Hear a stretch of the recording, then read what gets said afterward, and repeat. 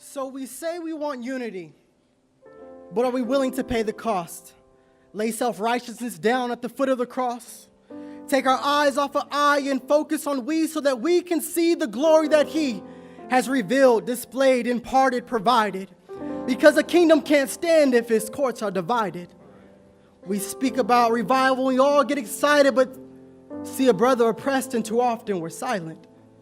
Look at our culture, witness the violence. Where's our influence if we've been enlightened by the truth of the gospel, that story of old, spoken by prophets who often foretold of a coming Messiah and a kingdom of peace, a time in which division would cease. And it never ceases to amaze me how often we forget what Jesus has done.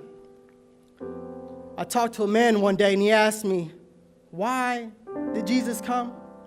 To which I replied, well, sir, I'm so glad you asked. You see, there's much speculation as to why Jesus came. Passions run high at the mention of His name. But if you would give me just a moment, I would like to explain why since His first advent, the world has never been the same. You see, before the foundation of creation, stars and constellations, nations, temptations, congregations, denominations, there was a divine conversation that took place between a father and a son. One that spoke of salvation for people yet to come into existence.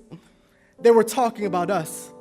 And there it was ordained that that son would be slain before the foundation of the world for the glory of His name.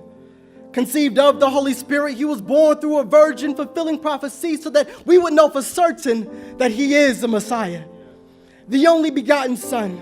Righteousness wrapped in flesh, the only perfect one of God who would take away the sins of His people. This Jesus. You see, He walked on water, healed the sick, cast out demons, and raised the dead. Preached the truth to thousands of people, then afterwards made sure they were fed with just 2 fish and 5 loaves of bread. I said, this is Jesus. He didn't do it for popularity or fortune or for fame, but so that they would hear the Father through the words that He proclaimed. Repent of your sins, believe the gospel, the kingdom is at hand. Were the words that He echoed as He journeyed through a land that was made by His command with a plan set in motion to redeem wicked man. My friend, do you understand? This is Jesus. He often taught in parables to conceal and reveal divine truth from above that would ultimately heal a dying people.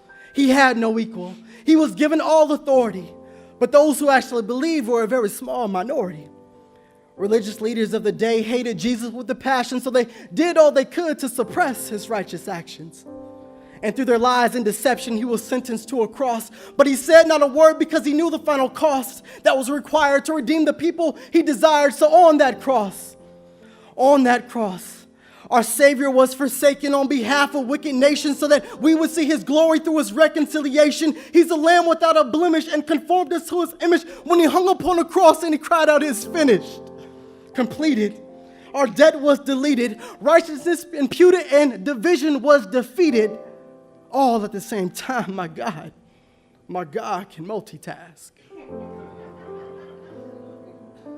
3 days later, this Messiah rose up from the grave, offering assurance to those He came to save, ascended to the Father where He rules and He reigns while empowering a people who would magnify His name. So with all that being said, does your question still remain, sir?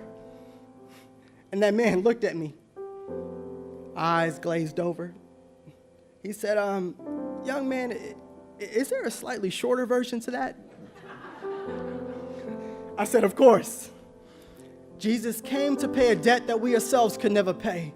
He endured the wrath of God and provided us a way so that we can be united to the Father up above. The reason why He came was to demonstrate His love.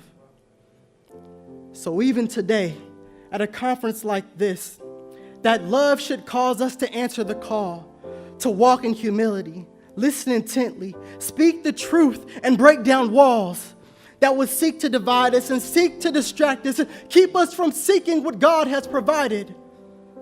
Because the grace that He gave is sufficient to save, and the Spirit of Christ keeps His bride united. Amen.